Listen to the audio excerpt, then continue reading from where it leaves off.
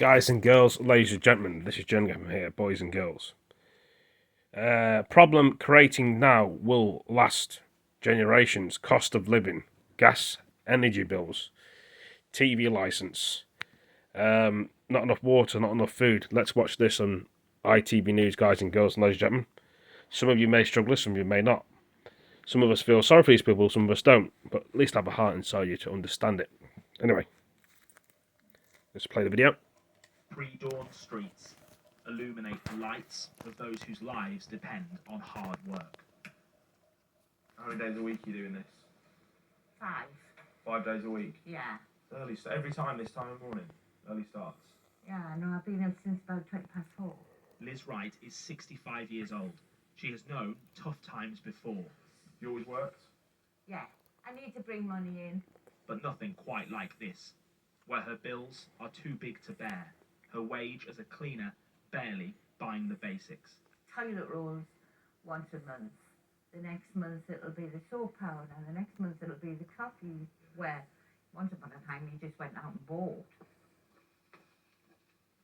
Things go up in price, money, Liz gets inflation. the bus into work. On bad weeks, she has to walk, unable to afford the daily £4 fare. Now you're cutting your cloth again, aren't you? To make sure you've got what you need and not what you want. Today, she has the money, but the good weeks occur less often now. We meet Liz after her shift. The big worry keeping her awake at night is her new energy bill, which has just doubled. You go in your account and it's £253 for one of a month. Can you afford that? Where am I going? Well, I can't know. I've never been in debt with. I've never had any worries with me. Any bill. Are you worried about any of this? Yeah, really worried. Yeah. I don't want to burden my family. My daughter comes once a fortnight for something to eat, and she has to bring food. Saddening. I've changed everything. I don't use my cooker very often. I don't have a toaster because I always use mine. So it's a luxury to have a piece of toast. Hope the woman's going to be alright. The food.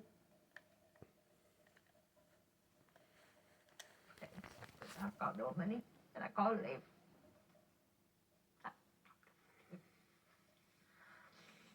I'll give you a second.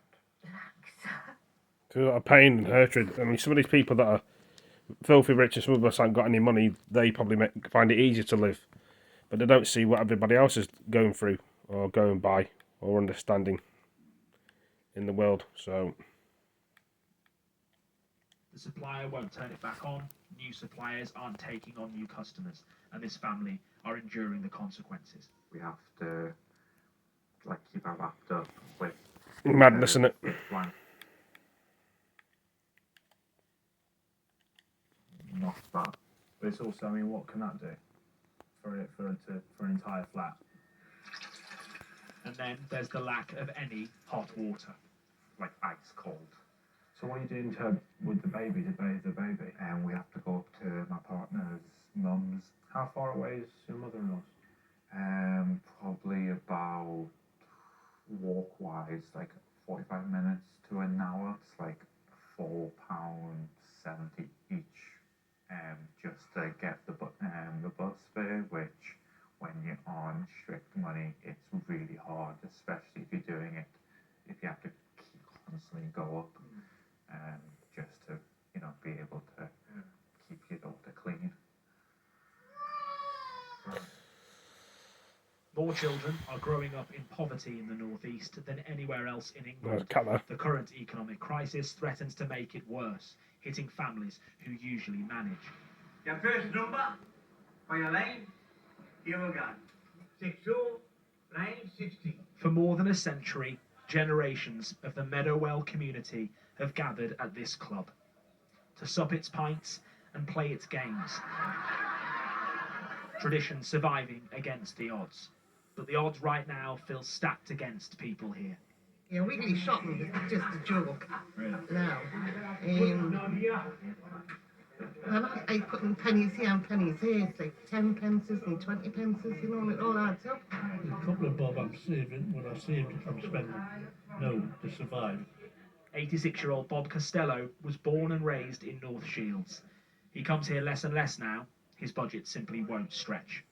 Come for this 1 day a week. Yeah. It's only one afternoon. This is your treat. This is my treat. Yeah. Blackcurrant.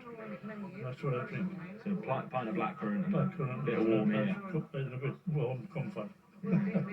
This is 90% of people will need help, but there's a lot not asked for it in this part of the country because they're so proud. Someone would rather starve.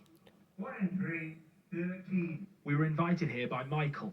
We met him at the local Cedarwood Trust Community Centre, where he works as a full-time cook, making low-cost meals for struggling families. Struggles he's not immune to. How much do you put on the leggy this week? She puts £40 on this week. And that'll last a week. Uh-huh. Energy costs are swallowing up Michael's wages. He's on a pay-as-you-go or prepayment meter. £48.83. So that's going to last you just over a week. Yep.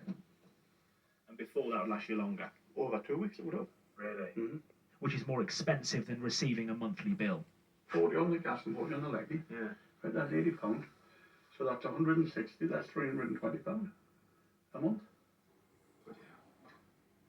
Some of my friends, they're on rock bottom. And then they've come to see the Wood Trust and we can help them a little bit. And it's only going to get worse, isn't it?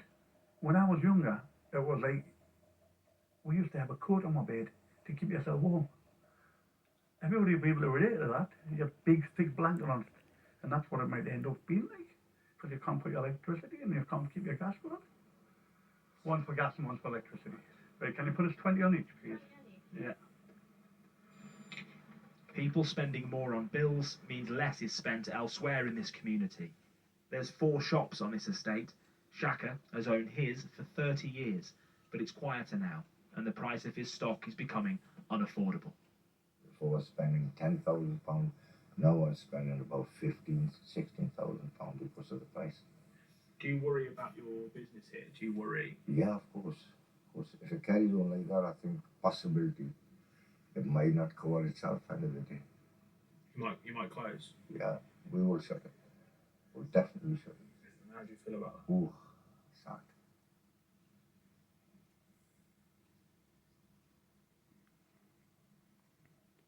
Getting emotional. So you love this community, that this is your home. Yeah.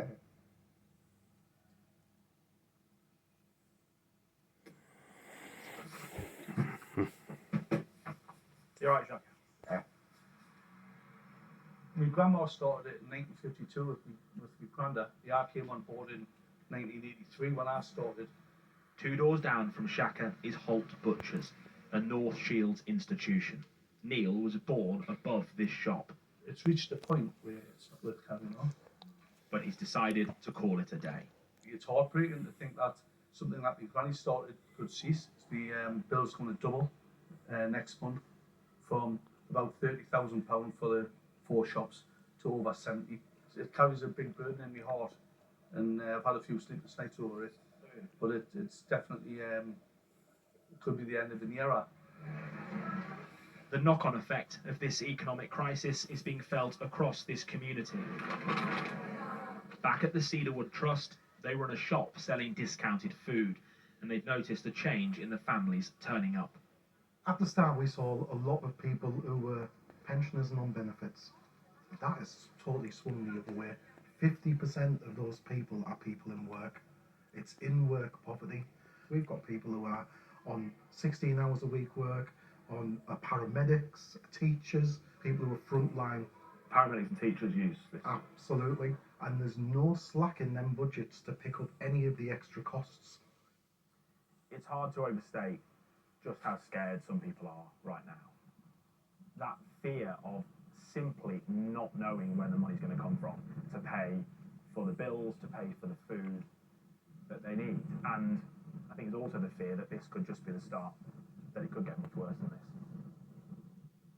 I worry about energy prices, fuel prices, cost of living. It's just I've never felt this anxious or this scared about the future ever. Lindsay works full time. She has 2 children, a teenage boy and 4-year-old Jasmine. Oh wow, these are my gingerbread men. Thank you very much. Did you bake these? They look amazing. Can I eat them? Yeah. Can I eat them? If you want. If I want. If I want. But it's just pretend. Lindsay has worked hard to provide, but she worries it could be taken away. They rent from a private landlord, but as mortgage rates rise, there may not be the money to meet it. I'm just waiting for that letter to come through the door to say, I'm sorry, Lindsay, we're going to have to increase your rent. And if that happens, then I just don't know. What else can I do that I'm not doing now? It's either I eat, my children eat, and we're cold, or we stay warm and have rumbling bellies. Like, I don't want to have to make that choice. It's scary. It's something the GP surgery here has noticed too. Hello, how you doing? Hi there.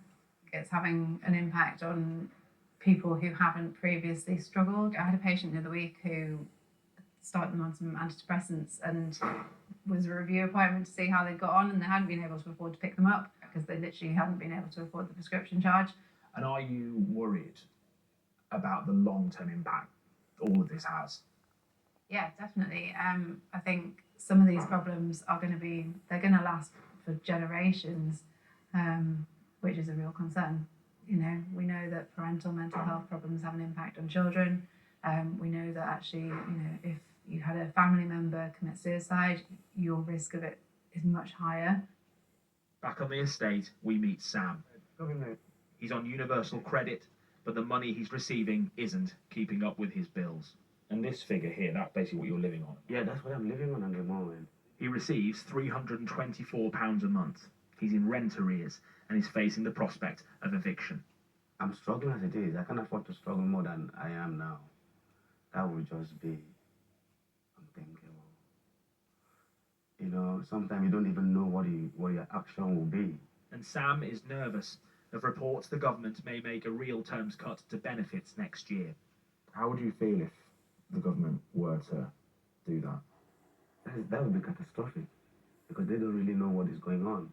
Cutting it back will really send people to the tip, it tip people over. Some in this community are doing their best to make sure that doesn't happen. Just me, John. In his spare time, Michael delivers meals to people he knows are going without. Put them over here, John. Those without a lot, giving to others what little they have left.